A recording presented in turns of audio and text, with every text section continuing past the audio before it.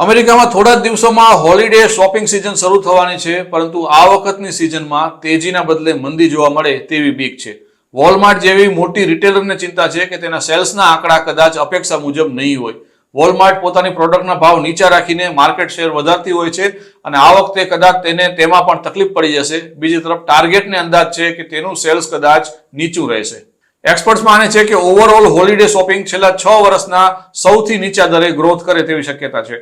અમેરિકામાં શોપિંગનો ટ્રેન્ડ એવું કહે છે કે ઓનલાઈન હોલિડે સેલ્સમાં 53% હિસ્સો મોબાઈલનો હોય છે. આવામાં રિટેલરો લોયલ્ટી પ્રોગ્રામ લોન્ચ કરીને શોપર્સને આકર્ષવાની યોજના બનાવતા હોય છે. અમેરિકા હવે બ્લેક ફ્રાઈડે અને ક્રિસમસની રજાઓની સિઝન માટે સજ્જ થઈ રહ્યું છે.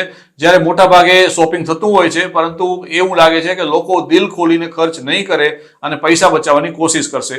તેઓ સૌથી પહેલા મોબાઈલમાં ચેક કરશે કે કઈ જગ્યાએ કેટલો ભાવ ચાલે છે. તેઓ ભાવની કમ્પેરિઝન કરશે અને તેના આધારે ખરીદીનો નિર્ણય લેશે.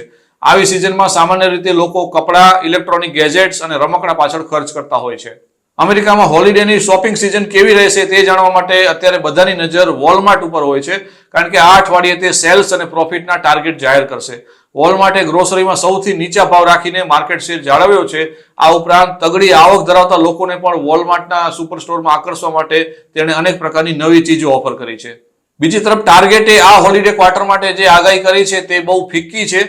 હોમ ગુડ્સ અને ઇલેક્ટ્રોનિક્સ જેવી હાઈ માર્જિન આઇટમોમાં ડિમાન્ડ બહુ નબળી છે તેવું કહેવામાં આવે છે અને યુએસ ફેડરલ રિઝર્વે 4 વર્ષમાં પહેલી વખત રેટમાં કાપ મૂક્યો, છતાં બિન આવશ્યક એટલે કે નોન એસેન્શિયલ આઇટમો ઉપર ગ્રાહકો કદાચ ખર્ચ નહીં કરે. હવે હોલિડે શોપિંગ સિઝનમાં સૌથી મોટી ડીલ આપવામાં આવે તો કદાચ લોકો ખરીદી કરવા પ્રેરાશે.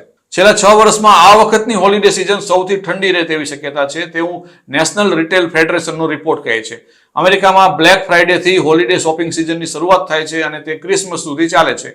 આ વખતે આ બ્લેક ફ્રાઈડે અને ક્રિસમસ વચ્ચે માત્ર 26 દિવસનો ગાળો છે, જ્યારે ગયા વર્ષે તેમની વચ્ચે 31 દિવસનો ગાળો હતો. એટલે કે શોપિંગ કરવા માટે આ વખતે દિવસો ઓછા છે.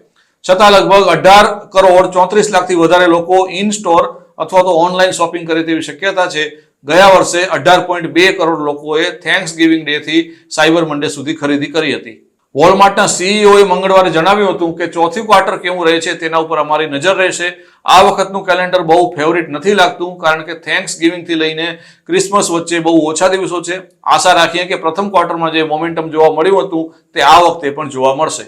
આ વખતે હોલિડેની શોપિંગ સિઝનનું કેલેન્ડર ટૂંકું છે અને તેના કારણે ઘણા રિટેલરોએ જુલાઈ મહિનામાં જ ભારે ડિસ્કાઉન્ટની ઓફર કરી દીધી હતી, પરંતુ લોકો હવે ખર્ચ કરવામાં થોડા કંજૂસ થઈ ગયા હોય તેવું લાગે છે.